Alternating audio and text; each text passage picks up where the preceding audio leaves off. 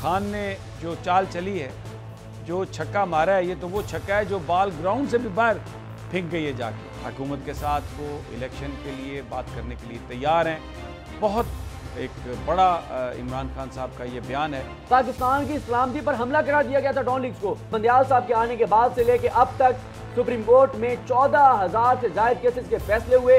बेतौकीरी होगी opposition leader की भी और लीडर ऑफ द हाउस भी। लीडर ऑफ द हाउस कौन है? जो मुल्जिम नैब का किरदार इस वक्त बहुत मशकूक है। अब देखना ये है कि लाहौर जब आपने कह दिया खिलाफवर्जी है जी, जब आपने ये कह दिया कि किरदार ही मशकूक है, तो उसके बाद फिर देखना क्या है? मुझे ये समझ नहीं आती कि हम किस किस्म का मुल्क है। 200 डॉक्टर, नर्सेज, पैरामेडिक्स, दवाइयाँ और राशन, ये सारा कुछ हम कुछ चीज़ें एहसान नहीं कर रहे। ये हमारा काम है और फर्ज है कि हम एक दूसरे की मदद करें।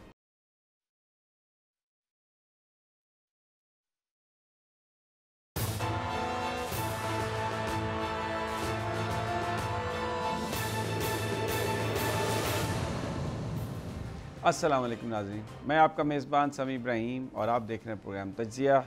अलीना इलियास मेरी को एंकर मेरे साथ हैं। सदीक जान हमारे इस्लामाबाद के ब्यूरो चीफ़, वो भी हमारे साथ हैं।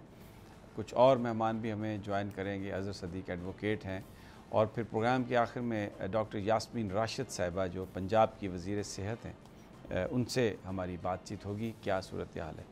प्रोग्राम का आगाज़ तो मैंने जो तैयारी 1 घंटा डेढ़ पहले की थी वो कुछ और मौज़ूआत पर थी, लेकिन अब एक जो स्टोरी बड़ी डेवलप हो रही है वो ये है कि इमरान खान साहब का उनकी एक गुफ्तगू है एक मीडिया आउटलेट के साथ, जिसमें उन्होंने ये कहा है कि और ये ख़बर मैं पहले बता दूं, उन लोगों के लिए बड़ी तकलीफ़ दह है जो पिछले कई महीनों से इस बात की कोशिश कर रहे थे कि पाकिस्तानी फ़ौज के साथ, एस्टेब्लिशमेंट के साथ इमरान खान साहब की लड़ाई हो जाए, और वो ये तासुर भी देते थे कि लड़ाई हो गई है और पता नहीं अब क्या कुछ है। और उन्होंने इमरान खान पर गद्दारी के भी लगाए इल्ज़ामात और न जाने क्या कुछ कहा। लेकिन अब जब से ये पिछले कोई 1-1.5 घंटे से ये ख़बर आई है, उस इंटरव्यू की वो डिटेल अभी थोड़ी देर में ऑन एयर हो जाएगा, लेकिन जो डिटेल उसकी सामने आई है उस पर तो वो फड़फड़ा रहे हैं। जिस तरह आप कोई स्प्रे करते हैं ना, तो जिस पे स्प्रे हो वो जो इंसेक्ट है वो फड़फड़ाता है, अब वो सूरत हाल है। क्योंकि अब तो जो खान ने जो चाल चली है, जो छक्का मारा है, ये तो वो छक्का है जो बॉल ग्राउंड से भी बाहर फेंक गई है जाके। और जो ये इल्ज़ाम लगा रहे थे कि पाक फ़ौज के साथ या एस्टेब्लिशमेंट के साथ इमरान खान के ताल्लुकात बड़े ख़राब हो गए हैं और अब जनाब उनकी आपस में न जाने क्या कुछ है और गद्दार है इमरान खान और उसके साथी, और मीडिया आउटलेट्स भी पता नहीं क्या कुछ कर रही हैं और पर्चे क्या वो हम पर भी गद्दारी के कायम कर रहे थे। इमरान खान ने ये बात कही है कि जो मौजूदा सूरत हाल है ये इस बात का तकाजा करती है एक सवाल व जवाब में कि जो तकर्री है नए चीफ़ ऑफ स्टाफ की वो आप इलेक्टेड गवर्नमेंट पर छोड़ दें, और जो मौजूदा चीफ़ ऑफ स्टाफ हैं उस वक्त तक ये काम करते रहें जब तक इलेक्टेड गवर्नमेंट नहीं आती और उस वक्त फ़ैसला नहीं किया जाता। बहुत अहम कि आप फ़ौज को सियासत से अलहदा रखें ताकि आने वाला इलेक्शन मुतनाज़ ना हो कि जनाब इसने करवा दिया, इसने नहीं करवाया, जो हमेशा माजी में होता है। फ़ौज पाकिस्तान के जो हमारी लाइन ऑफ डिफेंस है, first line of defence and perhaps the only line of defence, यह मुल्क इसीलिए कायम है। लेकिन अगर आप इसीलिए ये तकाजा करता है ये जो ओहदा है आर्मी चीफ़ का और हमारी जो सर्विसेज हैं, ये इस बात का तकाजा करता है कि हम इसको कंट्रोवर्शियल ना बनाएं, हम इसको मुतनाज़े ना बनाएं। तो आज इमरान खान ने rising above his personal likes and dislikes, आज एक बहुत बड़ी एक नेशनल लीडर होने का उन्होंने आज ये सबूत दिया। और आज उन्होंने ये बात कही है। एक सवाल व जवाब वो किस कॉन्टेक्स्ट में हुआ, क्या हुआ, वो 9:30 बजे इंटरव्यू चलेगा तो उसमें आपको बिल्कुल नज़र आ जाएगा। लेकिन अभी तक जो चीज़ें हमें मालूम हुई हैं उसमें उन्होंने कहा कि नए इंतखाबात तक आर्मी चीफ़ को काम अपना जारी रखना चाहिए और वो समझते हैं कि ये बेहतर पॉलिसी होगी। इससे आप अपने इदारे को वो जो कंट्रोवर्सी है उसको वो आप ख़त्म करेंगे। फिर इसके साथ साथ जो आज उन्होंने बात कही है कि जो गवर्नमेंट है इनके साथ मैं इलेक्शन के लिए बात करने के लिए तैयार हूँ। इससे पहले उनकी पोजीशन सख्त थी उनकी पोजीशन ये थी कि पहले इलेक्शन का ऐलान करें, फिर उसके बाद मैं बात करूंगा। लेकिन वो कहते हैं ना कि जिस शाख पर फल लगा हो उसको झुकना चाहिए। इतने बड़े बड़े जलसे किए, ज़िमनी इंतखाबात जीते, और जो कुछ ज़िमनी इंतखाबात उससे डर के हुकूमत भाग गई, लेकिन इसके बावजूद ह्यूमिलिटी, हम्बलनेस ये है कि अगर ये मुल्की हालात इस बात का तकाजा करते हैं, अब तो आपने IMF से डील कर ली है, तो फिर आइए इलेक्शन के लिए मैं इस हुकूमत से बात करने के लिए तैयार हूँ। ये वो बातें हैं जो अपोजिशन, जो इस वक्त हुकूमत है, उनके हवारी जो इमरान खान को बुरा भला कहते थे, उनसे ये डिमांड करते थे। लेकिन मैंने आज दोपहर भी ये बात की कि अब सहाफ़त भी मुनाफिकाना सहाफ़त हो गई है। अभी जब इमरान ने वो बात कही जिसकी वो डिमांड करते थे, जो वो ये समझते थे कि मुल्क जो है, यानी ये जो हुकूमत है, ये समझती थी कि इस तरीके से मुल्क आगे बढ़ सकता है, तो इमरान खान ने, साबिक़ वज़ीर-ए-आज़म पाकिस्तान ने इतने बड़े बड़े जलसों के बाद, इतनी बड़ी अवामी हमायत और तायद के बावजूद ये कहा है कि मैं इस हुकूमत से इलेक्शंस के लिए बातचीत करने के लिए तैयार हूँ।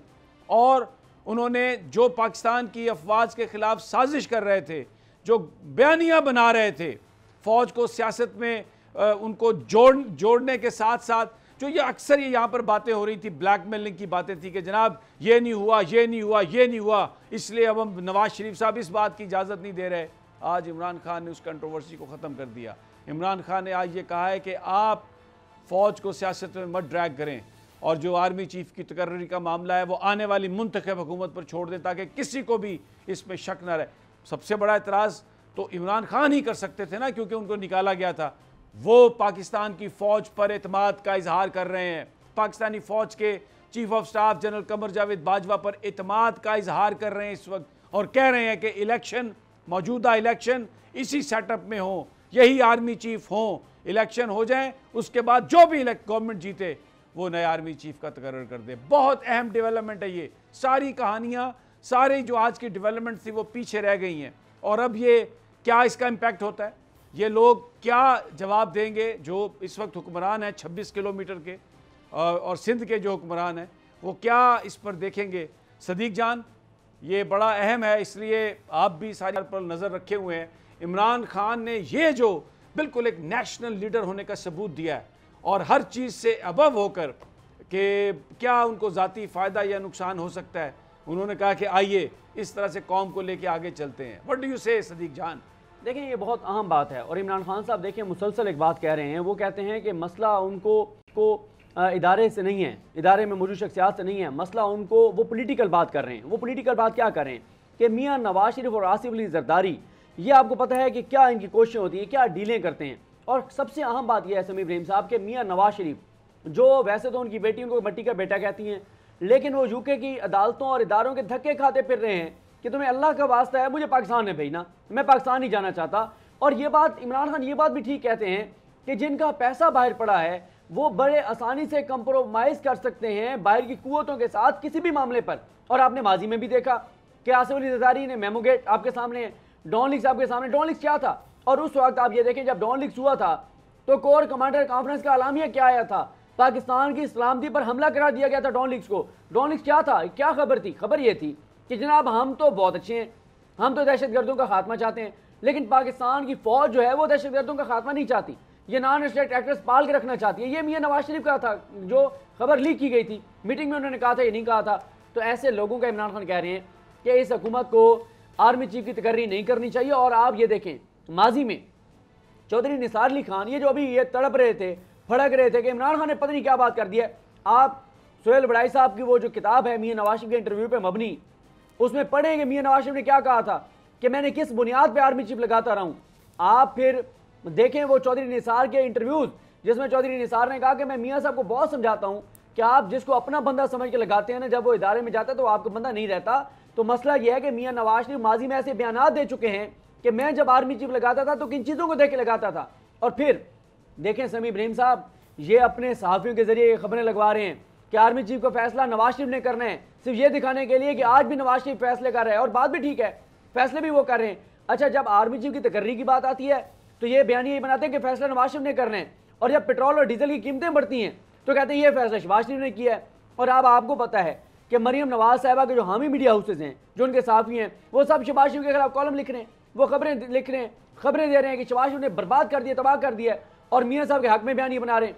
हालांकि आपको भी पता है हुकूमत लेने से लेके लेटने तक, पेट्रोल बढ़ाने से लेके गैस की प्राइसेस बढ़ाने तक, IMF के साथ डील करने से लेके बाकी मामला तक सबके सब फैसले नवाज शरीफ की मंजूरी से हो रहे हैं। और अगर नवाज शरीफ की मंजूरी से नहीं हो रहे तो इट्स मीन कि पार्टी उनके हाथ से निकल गई है। बेसिकली जो बात है कि जो लोग सुप्रीम कोर्ट ऑफ पाकिस्तान की तरफ से सज़ा याफ्ता हैं, जो कन्विक्ट हैं, उनको ये इख्तियार नहीं दिया जा सकता कि वो अपने NRO के लिए, अपनी सियासत के लिए ब्लैकमेलिंग करने की पोजीशन में आए। और पाकिस्तान का वो इदारा जो इस वक्त पाकिस्तान को संभाल के रखा हुआ है, जिसने पूरी बैनुल-अक़वामी साजिशों के ख़िलाफ़, उसके बारे में इस तरह की बात करें जैसे जावेद लतीफ़ साहब आके तड़ियाँ देते हैं, जैसे ख्वाजा साद रफ़ीक बात करते हैं, जिस तरह और दूसरे लोग उनके जो आके गुफ्तगू करते हैं आर्मी के बारे में, आर्मी चीफ़ के बारे में। इमरान खान ने एक बहुत बड़ी बात कही है आज कि जो मुंतखब हुकूमत हो वो आर्मी चीफ़ के तकर्रुर का फ़ैसला करे। और ये जो इस वक्त मौजूदा वज़ीर आज़म शहबाज शरीफ,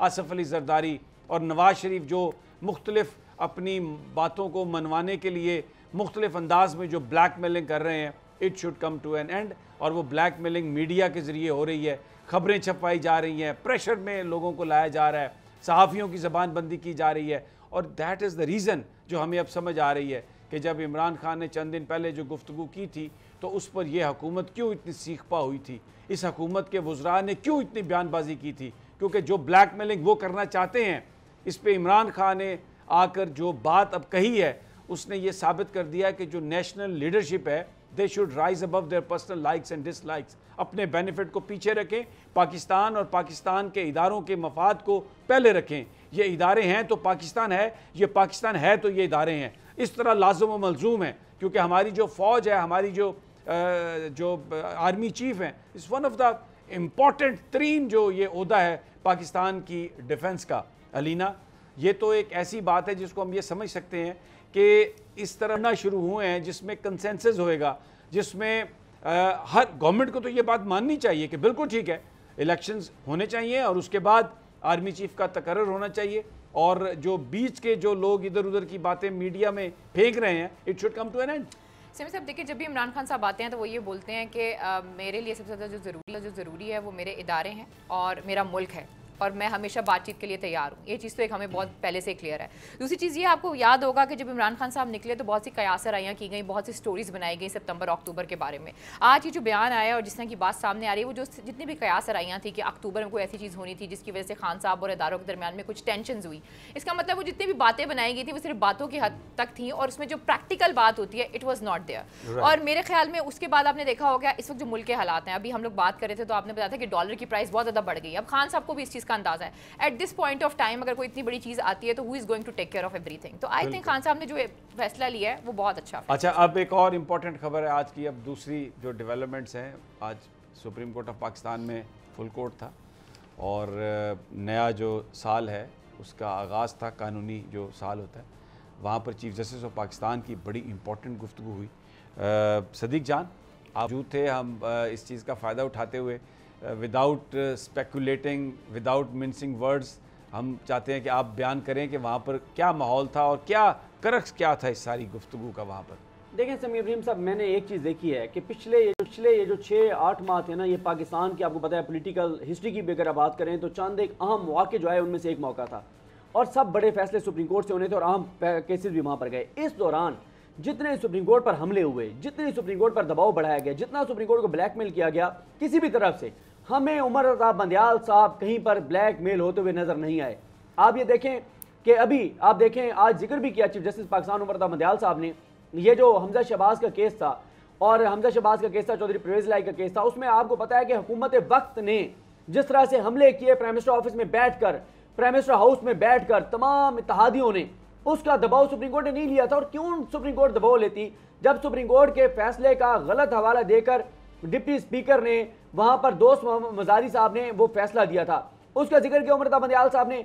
आज जो उनकी गुफ्तगू थी, पहले मैं आपको एक चीज़ बड़ी अच्छी है जो हम हमेशा अदालतों में तनकीद भी करते हैं, लेकिन आज उमर रज़ा बंदियाल साहब ने जो बताया कि बंदियाल साहब के आने के बाद से लेकर अब तक सुप्रीम कोर्ट में 14,000 से ज़ायद केसेस के फैसले हुए, और सुप्रीम कोर्ट में जो पेंडिंग केसेस थे उनकी तादाद 54,000 से कम होकर 50,000 पर आ गई है। और समी इब्राहिम साहब, ये जो एक अदालत के खिलाफ प्रोपेगेंडा होता है कि जजेस छुट्टियों पर चले जाते हैं, आज उमरदा बंदियाल साहब ने बताया कि छुट्टियां 3 माह की नहीं की 6 जजेस ने, और खुद उमरदा बंदियाल साहब ने भी छुट्टियां नहीं की। और इसमें अच्छी बात यह हुई कि 6-7 हज़ार केसेस का फैसला हुआ और चीफ जस्टिस साहब ने क्रेडिट दिया इसका एजाजुल एहसन साहब को, मंसूर अली शाह साहब को, याहिया अफरीदी साहब को, मोहम्मद अली मजहर साहब को और साथ ही अमीनुद्दीन खान साहब को। और ये बताया जो केस मैनेजमेंट है उसमें जो कमेटी है जो मुश्तमिल है मंसूर अली शाह साहब और मुनीब अख्तर साहब पर, उनको क्रेडिट दिया उमरदा बंदियाल साहब ने।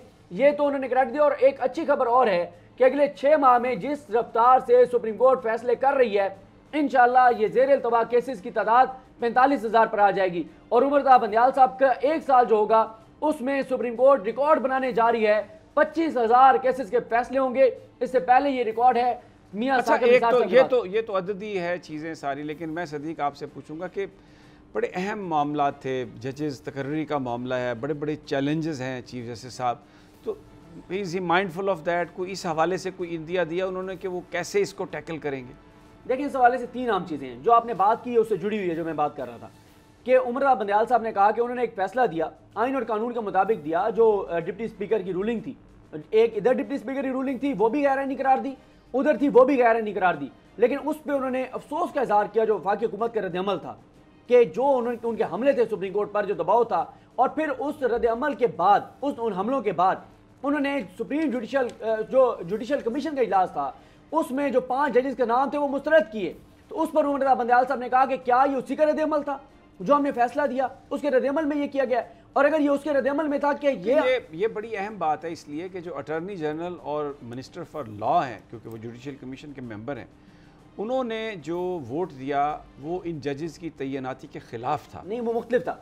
जो वजीर कानून थे उन्होंने रिजेक्ट किया, हाँ। और अटॉर्नी जनरल ने कहा कि मौखर कर दिया, लेकिन सपोर्ट दोनों ने नहीं की। दोनों ने नहीं। तो इस लिहाज से वो एक ही था डिसीजन, अल्फाज मुख्तलिफ थे, तरीका वारदात मुख्तलिफ था। तो लेकिन ये तो बिल्कुल जो वो बात कह रहे हैं, एक लगती है कि ये शायद बिल्कुल रद्दअमल उसी चीज़ का हो सकता है। देखिए समी इब्राहिम साहब, जिन 5 जजेस के नाम उमरदा बंदियाल साहब ने दिए थे ना, आप हाई कोर्ट के रिपोर्टर से पूछ लें, आप उनसे भी ना पूछें, आप उनके फैसले मंगवा के पढ़ लें। अब मसला क्या है, उमरदा बंदियाल साहब क्या कहते हैं? वो ये कहते हैं कि जजेस जिनको लेकर आए हैं वो उनकी इंटेग्रिटी को भी देखने हैं, उनकी अहलियत को भी देखना है, उनकी सलाहियत को भी देखना है, उनके फैसलों को भी देखना है, क्योंकि सुप्रीम कोर्ट को डंपिंग कोर्ट नहीं बनाना आपने। लेकिन इस वक्त जो वकला की तंजीमें हैं वो तो ब्लैकमेल कर रही हैं। आप सुप्रीम कोर्ट बार को देखें, पाकिस्तान बार काउंसिल को देखें, मैं without mincing my words I would say, वो प्रेशर डाल रहे हैं, दबाव डाल रहे हैं। और बिल्कुल मैं ये अर्ज़ करूं, जो मेरे पास इत्तलात हैं वो बहुत कोशिश करते हैं कि जाएं चीफ जस्टिस साहब से मुलाकात करें, लेकिन चीफ जस्टिस ऑफ पाकिस्तान किसी भी तंजीम से उस वक्त तक कोई भी जो मुकदमा पेंडिंग है, ये चीज़ें नहीं होती, वो कोई मुलाकात करने के लिए तैयार नहीं है। वकला के मसाइल पर तो बात करने के लिए तैयार हैं, वैसे वो ना झुकने के लिए तैयार है, ना किसी से मिलने के लिए तैयार है। ये आपने बहुत अहम बात की है। 2-3 अहम केसेस में, और ख़ास तौर पे जो हमजा शहबाज को बचाने के लिए वकला तंजीमों ने, इनके साबिक अहदेदारान ने 3 बार चीफ जस्टिस पाकिस्तान से, और टोटल 3-4 केसेस में 9 मरतबा ये कोशिश कर चुके हैं चीफ जस्टिस पाकिस्तान से चैम्बर में जाकर मिलने की।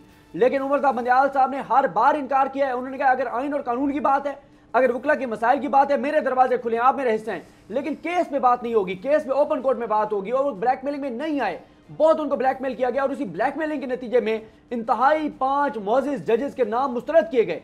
और इससे पहले जस्टिस आयशा मलिक साहबा के मामले पे भी आपको याद है, ब्लैकमेल किया उन्होंने। उमरदा बंदियाल साहब ब्लैकमेलिंग में नहीं आ रहे। और देखें समी साहब के 5 जजेस के बगैर भी उमरदा बंदियाल साहब की सरबराही में सुप्रीम कोर्ट क्या करने जा रही है। अगर 5 मजीद जजेस होंगे तो आप खुद अंदाजा लगाएं कितने केसेस के फैसले होंगे। मसला इस हुकूमत का ये है कि ये अपनी ब्लैकमेलिंग में आ गई है। ये नहीं देख रहे कि आगे कहता है सुप्रीम कोर्ट के मफाद में क्या है, आवाम के मफाद में क्या है, ये अपनी ज़ात को देख रहे हैं। और एक बात और मैं आपको बता दूं, आज उमरदा बंदियाल साहब ने वाजे किया है कि अदारों को अंडरमाइन करने वालों, अदारों पर हमले करने वालों के लिए अब सुप्रीम कोर्ट ने इंदिया दे दिया है, तो उनके खिलाफ कार्रवाइयां होंगी। और मजीद ऐसे नहीं चलेगा जिस तरह से अदारों पर हमले हो रहे हैं। आज हर हवाले से चीफ जस्टिस पाकिस्तान की तकरीर आम थी, सलामत खान का भी जिक्र था, और उन्होंने जोर दिया है सियासी जमातों और रहनुमाओं पे और तमाम लोगों पे, तमाम फैसला साजों पे कि खुदारा मिल बैठिए, पाकिस्तान का सोचिए, पाकिस्तान के अवाम का सोचिए। बहुत इंपॉर्टेंट ये बात कही है चीफ जस्टिस पाकिस्तान उमरता बंदियाल, बिल्कुल कानून के साथ चलने का अज़्म किए हुए हैं, हर तरह की ब्लैक मेलिंग को रिफ्यूज़ किया उन्होंने, और अब खुलकर ये बात आ रही है कि इदारों पर जो लोग हमला कर रहे हैं, फैसलों पर जो रोज़ाना रात को लंबी लंबी प्रेस कॉन्फ्रेंस करते हैं वज़रा और कहते हैं तराजू नज़र नहीं आया, ये तलाल चौधरी को ऐसा होना चाहिए था, निहाल हाशमी को ऐसा होना चाहिए था, और हर मामले पर अदालत पे तनकीद करते हैं। अब वो तनकीद जो है, अगर फ़ैसलों पर मुनासिब जायज़ तनकीद तो अदालत बर्दाश्त करेगी, लेकिन अगर अदालत की इंटेग्रिटी को अंडरमाइन करने की कोशिश की गई तो उसको टॉलरेट नहीं किया जाएगा। यहाँ पर एक छोटा सा वक्फा, वापस आते हैं तो मरियम बीबी की अब जो पासपोर्ट की दरख्वास्त है वो एक नया बेंच तश्कील पा गया है। 14 तारीख को उस समाअत होगी और लाहौर हाई कोर्ट के चीफ जस्टिस अमीर भट्टी साहब उसको हेड करेंगे, और भी बहुत सारे मामला, लेकिन एक छोटे से वक्फे के बाद।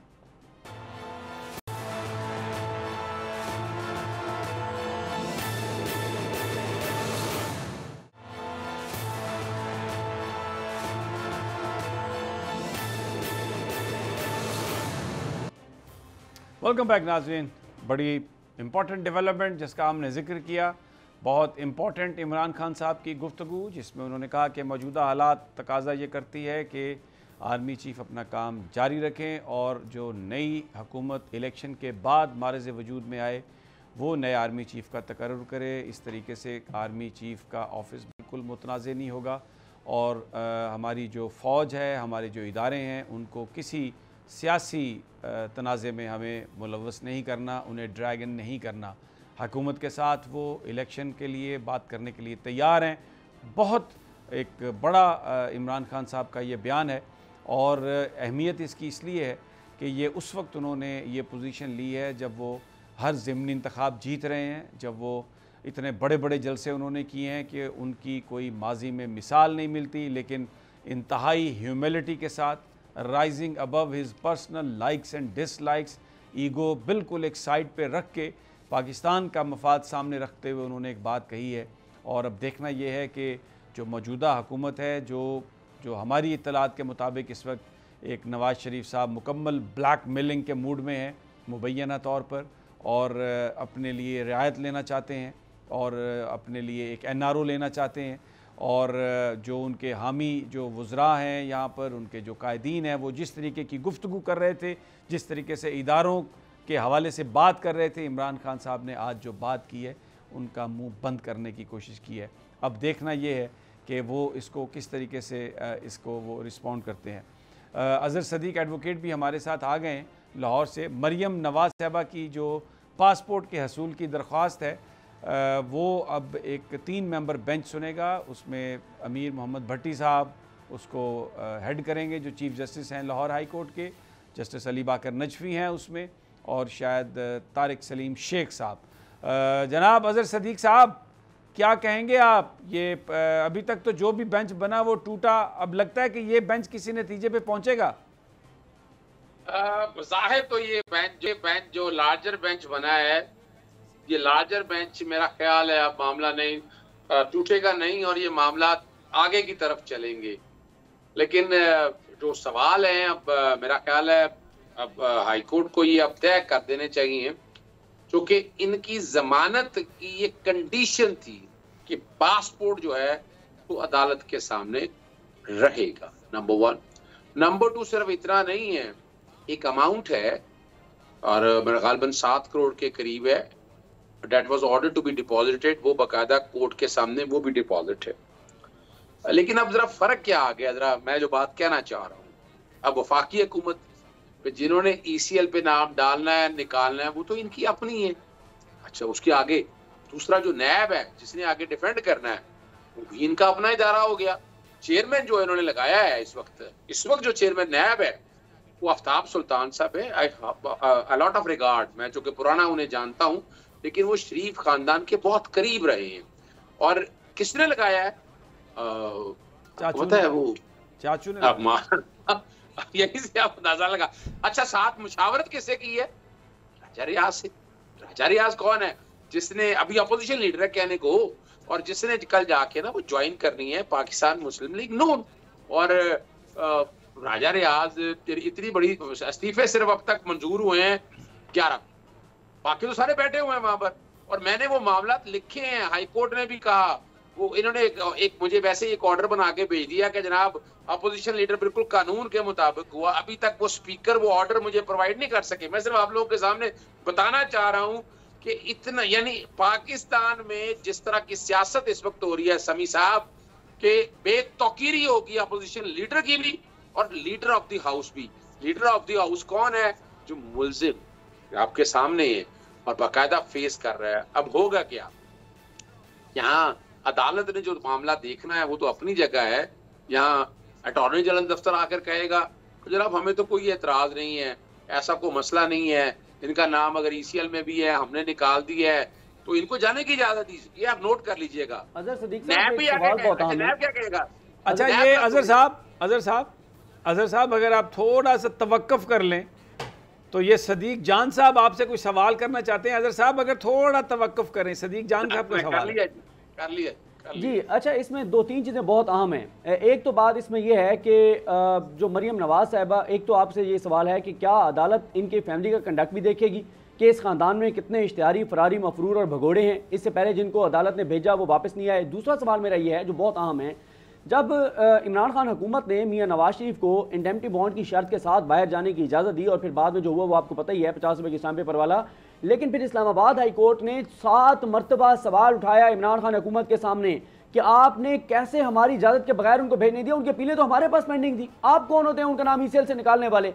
एक तो मेरा सवाल यह है कि क्या इनका जो पासपोर्ट वापसी का मामला है तो इस्लामाबाद हाई कोर्ट में अगर कोई चला जाता है और उनको बताता है कि आपके पास जो अपीलें पेंडिंग हैं, जो सजायाफ्ता मुजरमा हैं जिनको आपने जमानत पर रिहा किया है, उनका नाम ईसीएल से निकाला जा रहा है और पासपोर्ट वापस किया जा रहा है, एक तो ये चीज़ बताएं।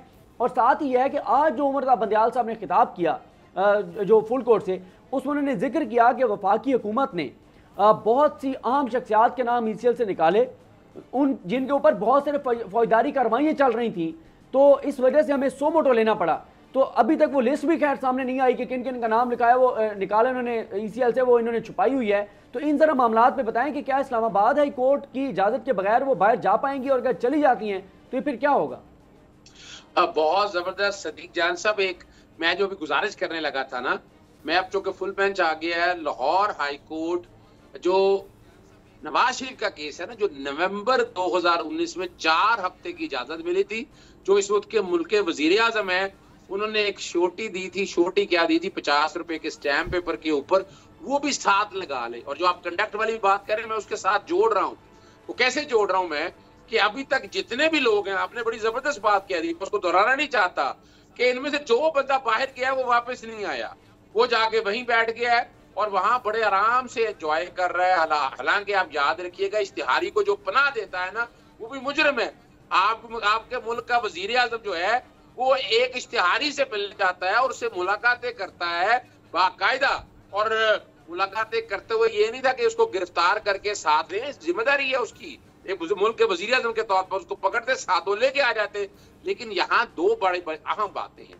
एक तो नैब कवानीन जो है ना, आपके सामने इन्होंने रेफरेंसेस सारे वापस भिजवाना शुरू कर दिए हैं। तो कल आकर जो नैब यहाँ ये कहेगा जी हमने तो इनकी इंक्वायरी जो है ना, वो जो जितना मामला है लेटेस्ट अमेंडमेंट के बाद, तो हमने कुछ करना नहीं है इस कॉन्टेक्स्ट में। हो सकता है ये मुतलका जगह मामला चला जाए, मुतलका अदालत जाकर बैठ के देख लेकिन मैं नैब के अंदर की बात आपको बता रहा हूँ। असूली तौर पर तो अगर कानून के मुताबिक देखें तो बड़ा मुश्किल है, लेकिन वहाँ क्या कहा जाएगा, वहाँ बताया जाएगा जनाब नैब के इख्तियारात अब खत्म हो चुके हैं। ऑलरेडी वो पॉइंट जो है वो सुप्रीम कोर्ट के सामने चैलेंज है, ईसीएल के हवाले से वो सारा मामला है। लेकिन जो नैब के अंदर जो मामला इस वक्त है ना, बाकायदा इन्वेस्टिगेशन से आपको याद होगा कि बाकायदा कहा था कि इन्वेस्टिगेशन वगैरह ऑफिसर्स को ट्रांसफर नहीं करना। यहाँ डीजी नैब ट्रांसफर हुआ, बहुत से ऑफिसर यहाँ पर ट्रांसफर कर दिए गए। वो ट्रांसफर इसलिए किए गए कि ये सारे काम जो है ना वो क्लोज कर सके। बिल्कुल ठीक है। अच्छा, मैं एक इसका जरा थोड़ा सा एक पॉलिटिकल पहलू है, क्योंकि ब्रेक पर भी जाना है अलीना। सियासी तौर पर मरीम नवाज साहबा को ये इस मौके पर बाहर जाना, क्योंकि चाचू भी जा रहे हैं जो वज़ीर आज़म है, तो कोई लगता है कोई बड़ी मीटिंग होने वाली है फिर? सिमी साहब, जितनी बड़ी मीटिंग होने वाली है, लेकिन देखें ये जितने दिन पिछले दिन जितने भी जलसे और जलूस हुए हैं और जिस तरीके से मरियम को रिस्पांस मिला है, उनको अंदाज़ा हो गया कि eight this point of time वो जो बयानियाँ लेकर चल रही हैं लोगों में वो बिल्कुल फेलियर हो गया। लेकिन मैं यहाँ पे सदीक साहब से एक सवाल करना चाहूँगी, क्योंकि मरियम नवाज़ जो बात कर रही हैं वो ये कह रही हैं कि जिस केस में उनका पासपोर्ट इस वक्त उनके पास है उसमें उनको सज़ा भी नहीं मिली हुई और ये इंसानी हकूक़ की खिलाफ वर्जी है। थोड़ा इस पर भी रोशनी डालें। अगर तो आपने मुझसे सवाल किया तो मैं बता देता हूँ, क्योंकि अजहर सिद्दीक साहब भी हैं और सिद्दीक जान भी हैं, तो आपने सिद्दीक कहा सिर्फ। अजहर साहब, अच्छा अजहर सिद्दीक साहब जी, अजहर सिद्दीक साहब। अच्छा ये देखिए, मैं जैसे आपको बता रहा हूँ ना कि नैब का किरदार इस वक्त बहुत मशकूक है। अब देखना ये है कि लाहौर, जब आपने कह दिया खिलाफ वर्जी है जी, जब आपने कह दिया कि किरदार ही मशकूक है, तो उसके बाद फिर देखना क्या है? फिर तो बस यही है कि ऑर्डर ही आएगा बस। नहीं, और जब तरमीम हो गई तो मशकूक कैसे हो गया? उसमें कोई एक शख्सियत के ऊपर तो बात मुझे ब्रेक पर जाना है अलीना, मैं चाह रहा था कि ये डिबेट हम बाद में मैं जी साहब जवाब दें इसका।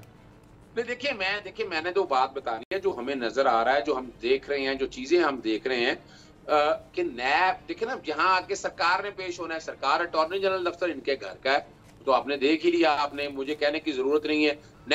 नैब में इनके अपने ऑफिसर्स, अपनी मर्जी के सारे लोग लगे हैं, वो इनकी मर्जी के, वो तो प्लेट में रखकर पेश करेंगे 14 तारीख वाले दिन। ठीक हो गया, ये तो अदालत को देखना है कि वो क्या करे। बिल्कुल आपकी बिल्कुल अजहर साहब, बहुत शुक्रिया आपका। मुझे ब्रेक पर जाना है और जब हम ब्रेक से वापस आएंगे तो डॉक्टर यास्मीन राशिद साहबा हमारे साथ होंगी, सियासत पर भी बात होगी। लेकिन सैलाब ने जो इलाकों में तबाही मचाई है, हुकूमत का इंफ्रास्ट्रक्चर कहीं कोई है, कुछ डिलीवर हो रहा है, ये सारी गुफ्तगू लेकिन एक छोटे से वक्फे के बाद।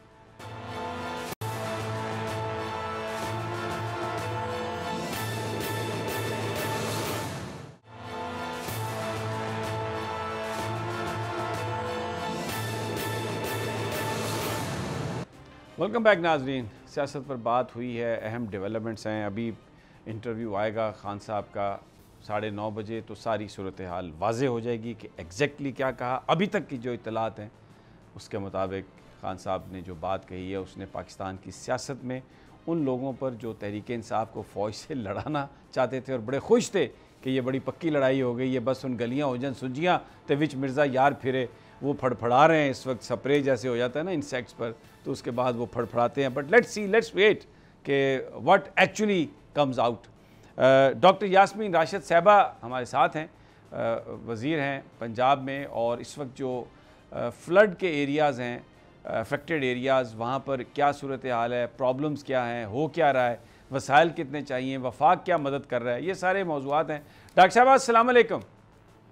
जी डॉक्टर साहब बहुत शुक्रिया, मुझे पता है आप बहुत मसरूफ़ हैं। ये बयान फरमाइए कि इस वक्त जो रिलीफ एफर्ट्स हैं सैलाब ज़दगान के लिए हुकूमत जो कर रही है, क्या सूरत हाल है, किस हद तक आप पहुँच पाई हैं लोगों तक आपकी हुकूमत, और वफाक क्या मदद कर रहा है, आपको ज़रूरत किस चीज़ की है सबसे ज़्यादा?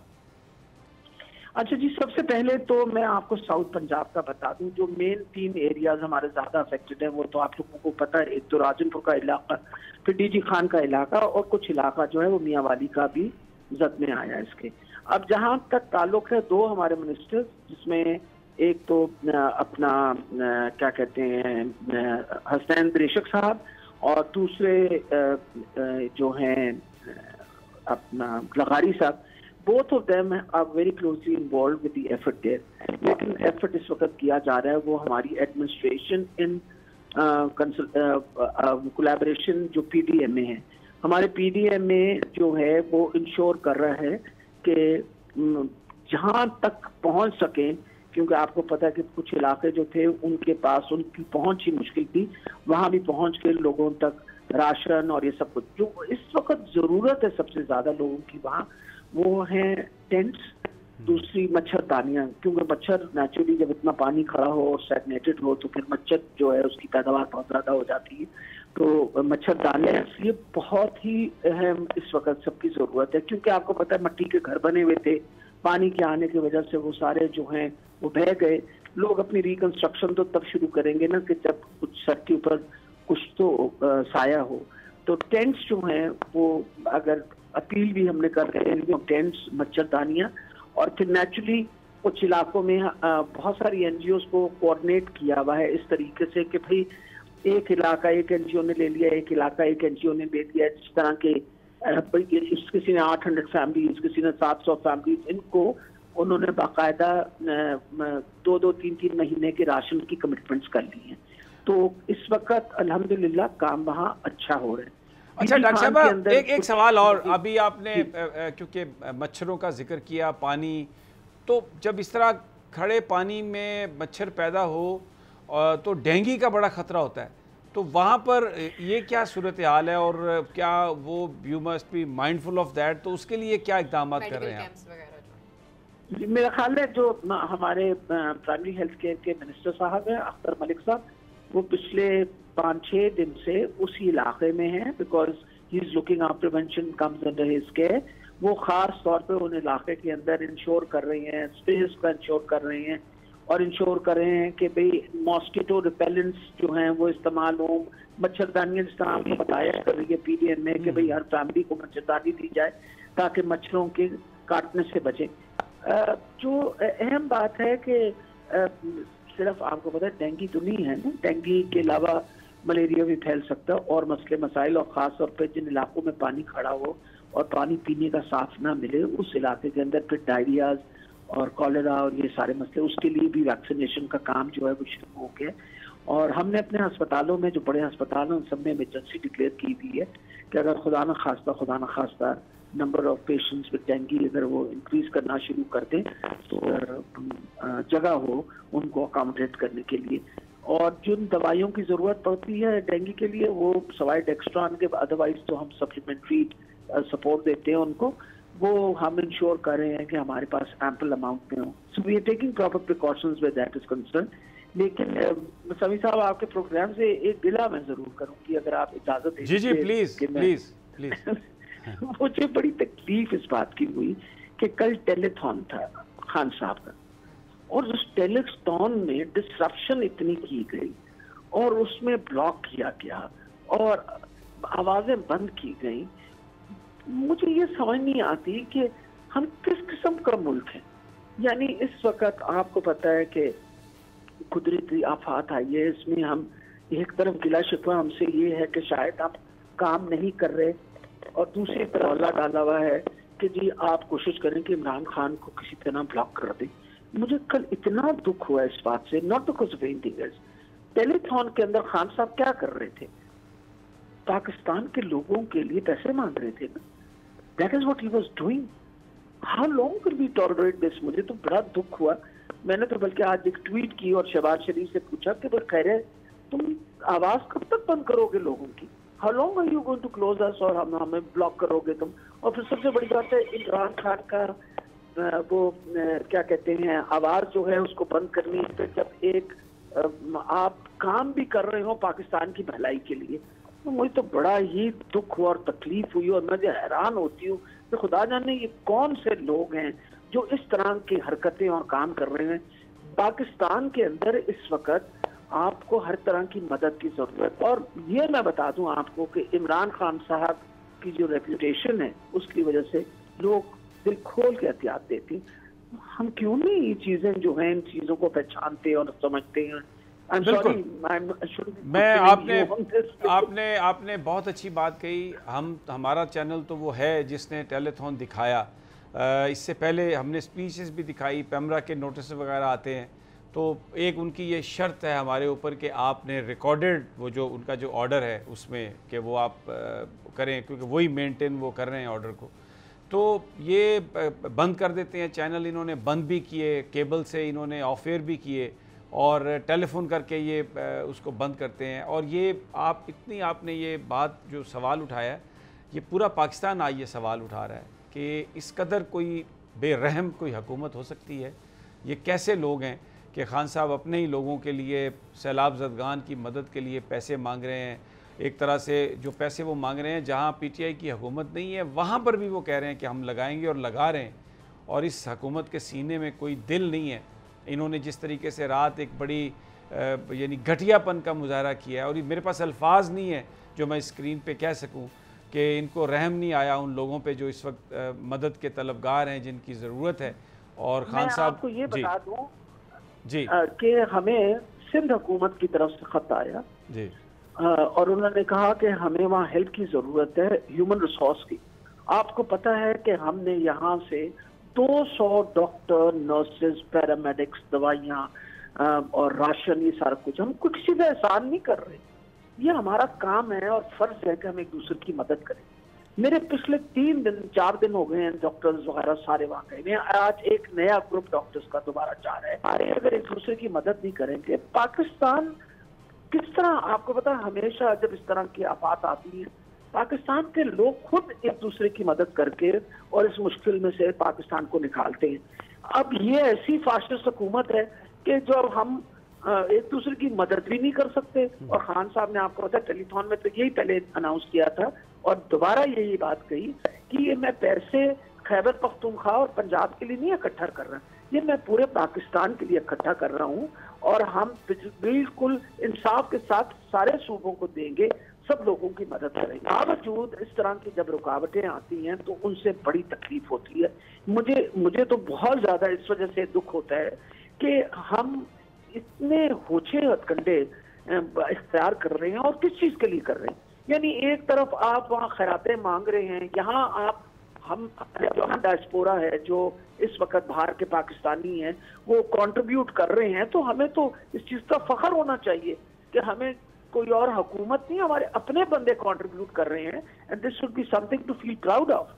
लेकिन बस ये जो तकलीफ दे चीजें होती हैं इनका, मेरा तो सुबह से दिल दुखा हुआ था। मैंने कहा मैं मौका गनीमत जान के अपने दुख का इजहार तो जरूर कर दूं। कम जी बिल्कुल डॉक्टर साहब, बहुत बहुत शुक्रिया। वक्त हमारे पास बड़ा मैं एक वजाहत कर दूं क्योंकि डॉक्टर साहब की गुफ्तगू से भी एक चीज़ के बोल जब लाइव दिखा रहा था तो उस दौरान हमारे कुछ न्यूज़ एंकर क्योंकि साथ साथ वो कर रहे थे तो कुछ लोगों ने सोचा शायद हम म्यूट कर रहे हैं और इसलिए वो दरम्यान न्यूज़ एंकर बोल रहे हैं। वो जो फीड आ रही थी तहरीक इंसाफ ने जो खुद दी थी उसमें डिस्ट्रक्शन थी और खान साहब ने उसका एतराफ़ भी किया, तो हमने वैसे कुछ भी म्यूट नहीं किया क्योंकि उसमें कुछ ऐसा था भी नहीं म्यूट करने वाला।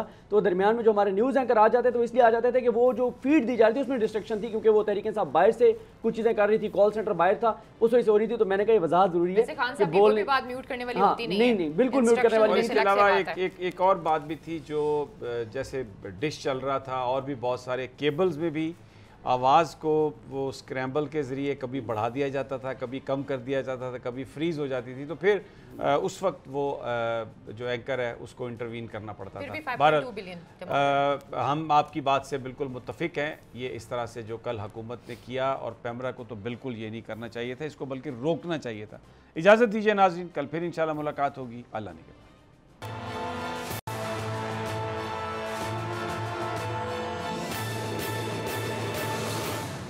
बोल किसी के भी दबाव में आकर अपने फैमिली मेंबर्स को अलहदा नहीं करेगा। बोल हमेशा आवाम की आवाज बनता रहेगा और आवाम के मसाइल दिखाता रहेगा। बोल की आवाम से खुसूसी दुआओं और साथ देने की अपील। सबसे ज्यादा व्यूज, सबसे ज्यादा रील्स और सबसे ज्यादा रेटिंग के साथ बोल अब भी नंबर 1 पोजीशन पर बरकरार। सब्सक्राइब करें और बेल दबाएं ताकि कोई खबर रह न जाए।